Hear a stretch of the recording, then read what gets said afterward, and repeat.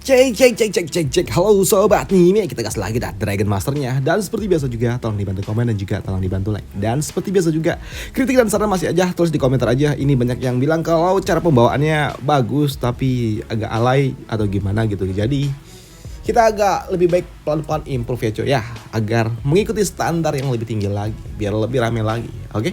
Dan seperti biasa juga, tolong dibantu komen dan juga like. Dan ini masih translate Inggris, jadi misalnya salah-salah translate tolong dimaklumin aja. Oke, yuk langsung ya kita gaskan Dragon Masternya.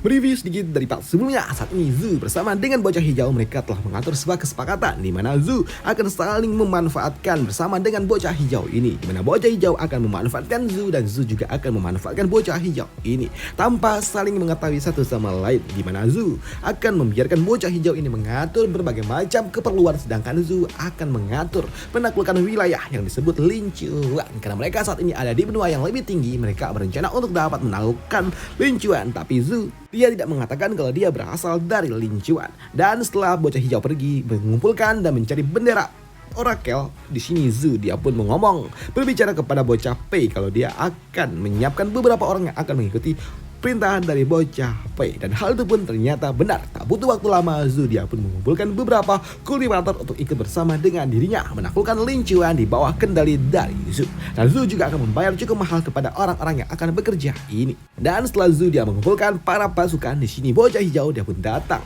di mana dia datang untuk memeriksa pasukan yang telah disiapkan oleh Zoo untuk menaklukkan benua Lincuan. Dan Zoo kini dia memperlihatkan orang-orang inilah yang akan ikut bersama dengan mereka menaklukkan Lincuan. Tapi di sini melihat kemampuan yang dimiliki oleh orang-orang yang akan dibawa oleh Zoo membuat bocah hijau dia pun merasa kalau sepertinya orang-orang ini terlalu cukup kuat dan biayanya juga mahal. Dan hal itu pun juga dibenarkan oleh Zoo. Zoo juga mengatakan kalau orang-orang ini biayanya mahal dan tentunya bocah hijau ini harus membayar yang lebih mahal lagi. Tapi bocah hijau dia pun mengatakan kalau dia nggak punya uang untuk saat ini dan nanti aja kita bayar ketika kita telah menaklukkan Lincuan, ucap dari orang ini. Dan untuk Zoo, oke, baiklah. Dia pun setuju dan dia akan mencoba untuk dapat berdiskusi dengan orang-orang itu.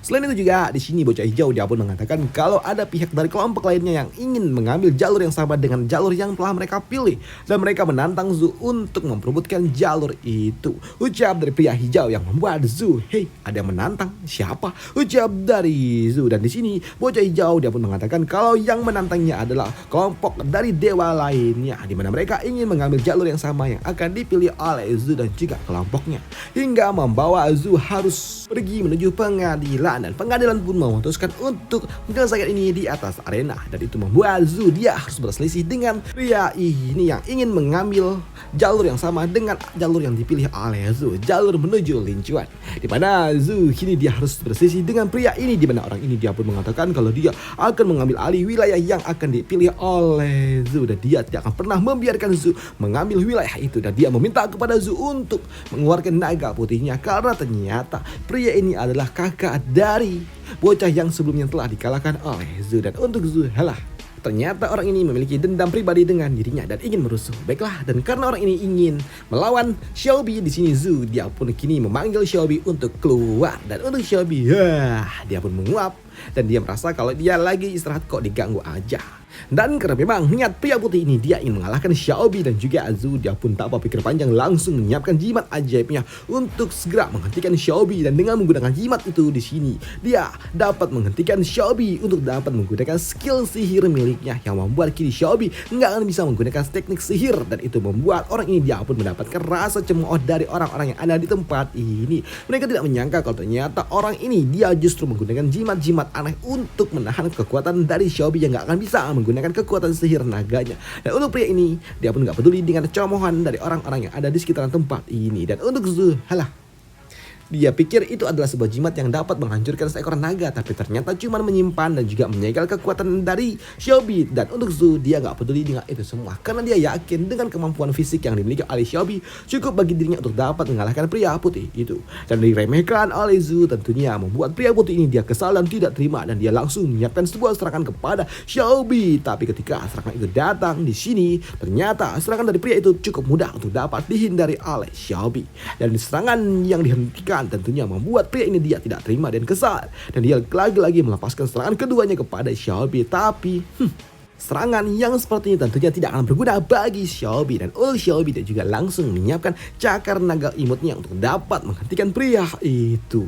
Dan ketika serangan itu datang, di sini pria ini pun dia dapat menahannya, tapi dia nggak melihat tentang apa yang telah terjadi. Kalau ternyata serangan dari Xiaobi yang sebelumnya memang dapat dia tahan, tapi itu membuat wig yang dia gunakan terlepas hingga membuat pria ini menjadi bahan tertawaan bagi orang-orang yang ada di sekitaran tempat ini. Mereka semua pun tertawa melihat pria itu kini kepala botaknya kelihatan, yang membuat pria botak ini dia pun kesal ketika wig yang dia gunakan ternyata terlepas akibat serangan yang diberikan oleh Xiaobi, hingga membuat pria ini dia pun kesal dan dia kembali melepaskan serangan ke arah Xiaobi. Tapi lagi-lagi serangan yang diberikan oleh pria tua itu tentunya nggak berguna bagi Xiaobi, karena saat ini Xiaobi dia meliuk-liuk dapat menghindari serangan yang diberikan oleh pria ini. Yah, kenapa kau cepat sekali, ucap dari pria botak itu, yang membuat kini dia harus menggunakan teknik lainnya lagi. Dan kini dia bersiap untuk dapat kembali melepaskan serangannya. Dan ketika serangan teknik tinju dewa miliknya dilepaskan kepada Xiaobi, di sini Xiaobi dengan kemampuan yang dia miliki, dia alih-alih menghindar, kini dia justru malah menerjang, menembus teknik naga yang dilepaskan oleh pria itu. Bahkan saat ini Xiaobi dia juga langsung menyiapkan cakar naga miliknya untuk dapat boom, membuat pria tua itu langsung tumbang. Bahkan saat ini Xiaobi dia juga menyeretnya dan dia mengangkatnya ke udara. Dan ketika Xiaobi telah membawanya ke udara, di sini pria botak dia pun meminta untuk dapat dilepaskan, yang membuat Xiaobi, kau ingin dilepaskan? Baiklah, sambut dari Xiaobi yang kini dia melepaskan si pria botak dari atas sana, hingga membuat pria botak itu pun langsung nancep di bawah sana. Dia pun langsung tersungkur di bawah sana.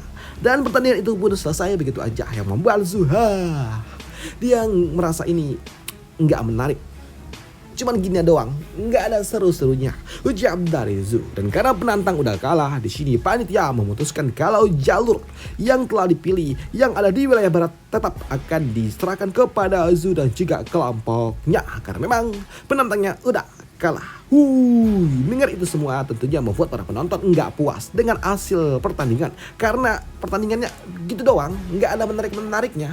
Para penonton pun nggak puas. Dan kini beberapa jam kemudian pun Zu kembali bertemu dengan pria hijau, di mana pria hijau dia pun mengatakan kalau pertandingan yang sebelumnya itu nggak asik, nggak seru.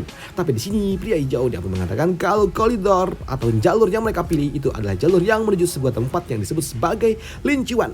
Dan di sini untuk Zu dia pun berpura-pura kalau dia nggak tahu kalau itu jalur menuju Lincuan. Oh, jadi itu adalah jalan menuju Lincuan kah? Ucap dari Zu yang pura-pura nggak tahu. Dan untuk pria hijau dia pun mengatakan kalau Lincuan bukanlah tempat biasa, karena ketika mereka telah mengirimkan mata-mata di wilayah itu, ternyata wilayah itu cukup maju dan mereka juga memiliki kemampuan yang cukup untuk dapat mengganggu perkembangan mereka. Walaupun mereka juga memang nggak lebih kuat daripada mereka, tapi ya tetap saja itu mungkin saja dapat menghambat perkembangan mereka dalam menaklukkan wilayah itu, ucap dari pria hijau ini. Dan dia berpikir sepertinya akan ada sedikit perlawanan jika mereka melakukan serangan kepada wilayah Lincuan, ucap dari pria hijau. Dan untuk Zuho, benarkah Lincuan memiliki pasukan yang kuatkah? Dan di sini Zu sembari makan dia pun mengatakan jika mereka ingin menaklukkan Lincuan nggak terburu-buru. Di sini Zu dia mengatakan dia memiliki sebuah rencananya sendiri.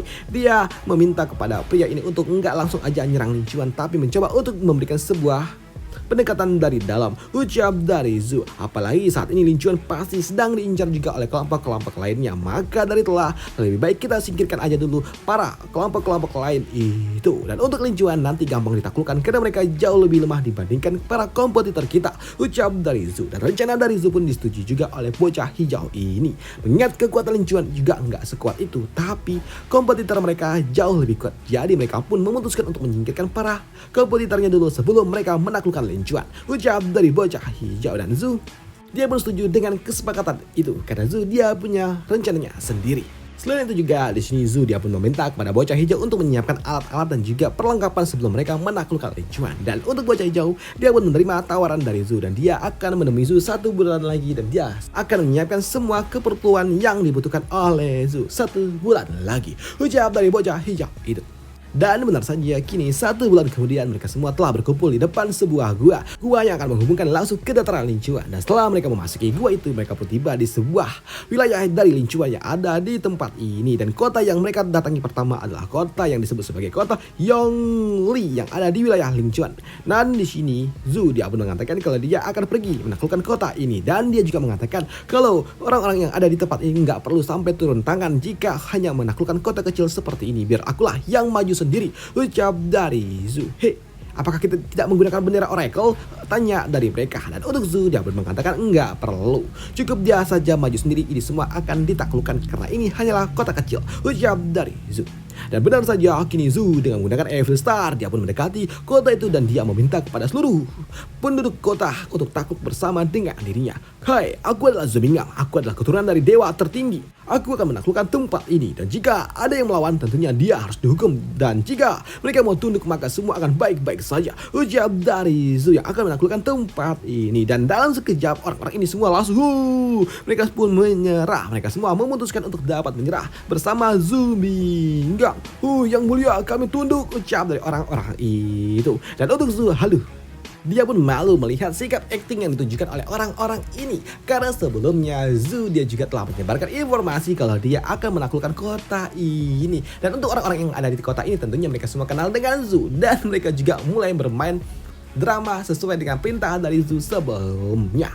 Dan karena memang Zhu telah menaklukkan kota ini, di sini Zhu dia pun juga bertanya, "Hei, siapa patung itu? Patung itu patung siapa?" ucap dari Zhu. Dan ketika warga kota mengatakan kalau itu adalah pimpinan mereka, di sini Zhu dia pun mendeklarasikan kalau pimpinan mereka akan menjadi istri bagi Zhu.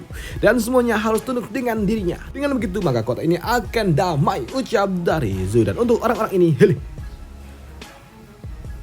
mereka pun agak sedikit agak gimana gitu dengan drama yang diberikan oleh Zhu. Mereka semua tahu dengan Zhu dan mereka semua juga tahu kalau Yunzi adalah istri dari Zhu. Jadi mereka agak sedikit canggung lah dengan drama permainan yang dimainkan oleh Zhu.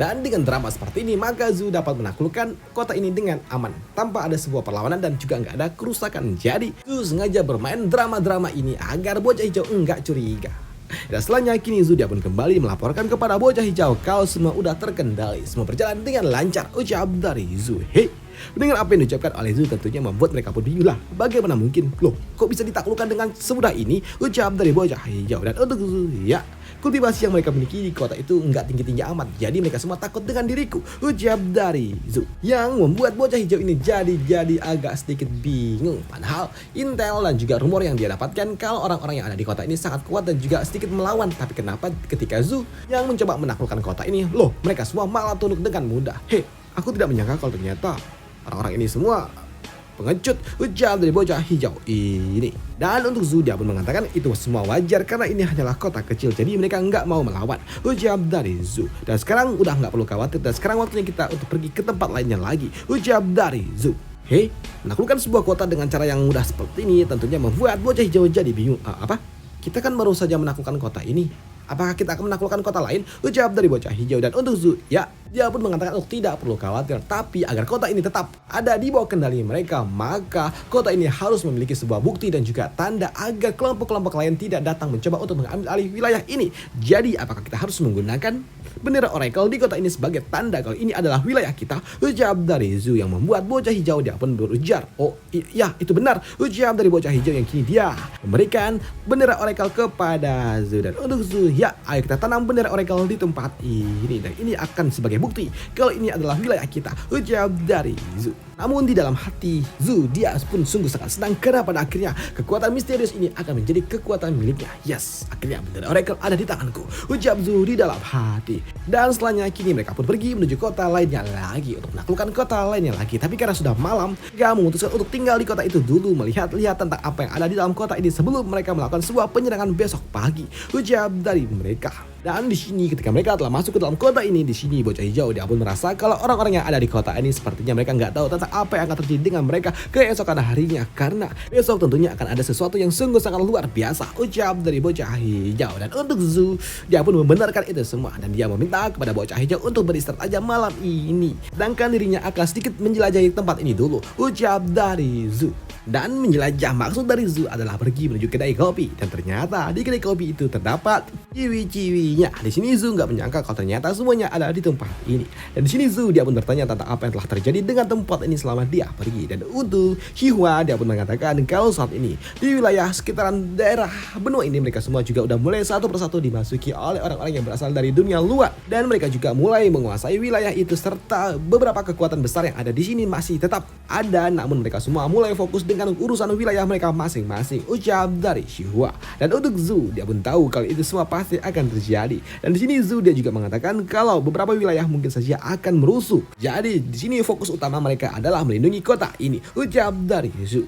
Dan apa yang diucapkan oleh Zhu juga dibenarkan oleh Lin Xia, di mana Lin Xia dia juga mendapatkan pesan yang dikirimkan oleh mata-mata kalau saat ini mereka melihat banyak sekali orang-orang yang mulai masuk ke wilayah mereka dengan cara mengendap-endap, yang artinya wilayah mereka juga sudah mulai disusupi oleh orang-orang asing. Namun di sini Lin Xia dia juga mengatakan kalau ada iblis-iblis malam yang ada di luar sana, mereka juga mulai gerasa gerusuk, tapi mereka nggak berani memasuki kota, yang membuat Zhu dia pun bertanya, lah kenapa? Bukankah para iblis-iblis malam mereka biasanya juga sama sering ngerusuh ke dalam sebuah kota? Tapi di sini Xihua ataupun Yunzi dia pun mengatakan itu nggak bisa terjadi karena nenek moyang mereka mengatakan kalau kota ini dilindungi oleh tulang-tulang yang sangat kuat, tulang-tulang yang berasal dari naga kuno, dan sepertinya tulang-tulang itu adalah pelindung wilayah ini. Jawab dari Xihua yang membuat Zhu dia tidak menyangka kalau ternyata kota ini sepertinya memiliki sesuatu yang luar biasa.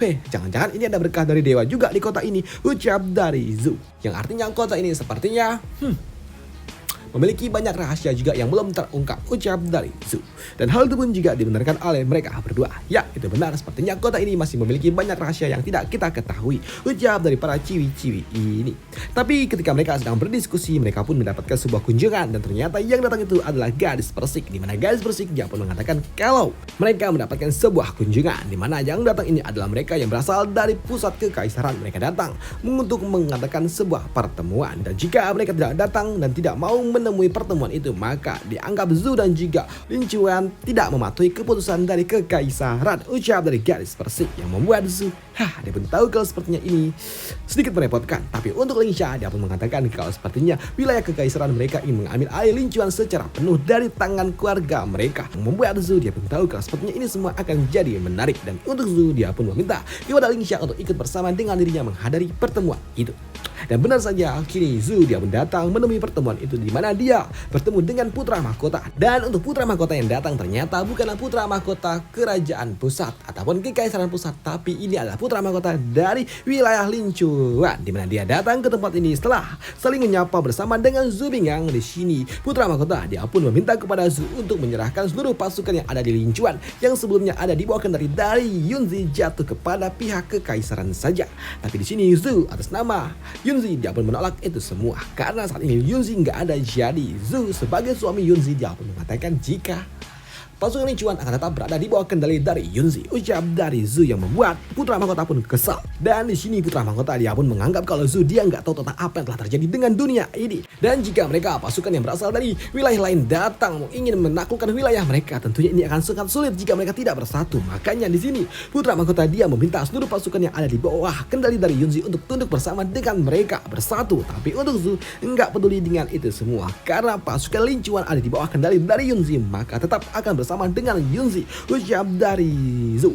Dia nggak peduli dengan apa yang diucapkan oleh putra mahkota, dan Zhu dia pun meninggalkan putra mahkota begitu saja dan menikmati makan malam bersama. Namun ketika Zhu sedang makan malam bersama dengan Xihua, di sini Zhu dia pun cukup terkejut ketika ada seseorang yang datang memanggil dirinya, Zhu Bingang. Kau kemana saja selama ini telah pergi, nggak balik-balik, ucap dari seseorang. Dan ternyata yang berujar itu adalah, ya ampun, gadis duhai ini yang merupakan tunangan bagi Zhu. Ya, gadis ini adalah gadis yang dijodohkan oleh emaknya Zhu. Jika kalian lupa, ini ada di part 9 ketika dia muncul. Dan selesai cerita kita di sini dulu, dan sampai jumpa di part lanjutannya. Dan jika kalian bingung, maka gue sarankan kalian semua baca ataupun nonton ulang dari awal, karena jika enggak maka jadi bingung coy, serius. Gue juga bingung nih awalnya kayak mana nih maksudnya, tapi setelah gue baca dari awal baru gue inget, oh ternyata Nih, gua ambil garis besarnya aja ya. Ini ada di part berapa ya? Part 4 atau part 5 ya. Kalau sebelumnya seperti yang kita tahu kalau Lin Chuan itu kan dia awalnya benua biasa dan Zhu dia berasal dari benua yang lebih tinggi dan dia jatuh kan ke Lin Chuan kan. Di tempat itulah Zhu bertemu dengan Yunzi. Namun ketika Zhu telah hidup bersama dengan Yunzi di Lin Chuan, tiba-tiba aja benua Lin Chuan ini bersatu dengan benua asal Zhu berada. Dan ketika benua itu bersatu, kan Yunzi memimpin pasukan Lin Chuan untuk melawan benua lainnya itu. Benua asal Zhu yang ingin mencaplok wilayah Lin Chuan. Tapi di situ Yunzi dan juga Zhu bersatu dan akhirnya kekaisaran benua asal Zhu berada. Mereka tidak menaklukkan Yunzi dan juga Lin Chuan dengan kekerasan. Jadinya mereka bersatu dengan diplomasi. Dan ini di wilayah Lin Chuan sendiri kan ada kekaisaran sendiri nih sebelum bersatu dengan kekaisaran pusat tuh. Kekaisaran yang ada di Lin Chuan ini, nah itulah putra mahkotanya. Bukan putra mahkota dari kaisar yang tempat dunia Zhu berasal gitu loh. Jadi ini agak sedikit nyambung-nyambung juga dengan cerita-cerita masa lalu. Nanti ketemu juga sama teman-teman masa lalunya Zhu. Dan jika kalian nggak baca dari awal, tentunya kalian pasti bingung. Karena ini ketemu lagi di chapter 300-an. Padahal mereka muncul itu pertama di chapter 10-20. Dan ketemu lagi di chapter 300-an. Dan jadi ceritanya ini agak maju mundur dan bingung. Kalau nggak baca dari awal, bakal lupa. Karena udah lama juga kan, jadi pasti udah lupa kan tentang apa yang terjadi sebelumnya. Karena terakhir kali kita bahas ini 2022 coy. Jadi wajar jika kalian lupa. Jadi gue sarankan agar nyambung dengan jalan cerita sekarang, baca ulang aja deh, nonton ulang aja deh Dragon Master. Di playlist ada tuh Dragon Master. Dan jika kalian merasa kok ini part keduanya mana bang, part ketiganya mana, ada di Simpan Jack. Di situ ada tuh part kedua, 3 yang udah gue hapus di playlist ada di situ semua. So nanti setelah pindah dari Simpan Jack, pindah lagi dah ke sini, ke Bacotan Jack. Repot ya bang, repot karena itu Dolkun. Jadi gue pindahin ke Simpan Jack. Kalau enggak ini channel bisa mati coy. Jadi gue pindahin ke Simpan Jack. Dari Simpan Jack nanti balik lagi ke sini. Di Simpan Jack tuh nggak ada iklannya kok. Tenang aja, santuy. Oke? Itu aja gue sarankan supaya kalian bisa ngerti dengan jalan cerita dari Dragon Master. Repot? Ya repot, tapi ya gimana lagi ya. Dan sampai jumpa di part lanjutannya. Bye, thank you.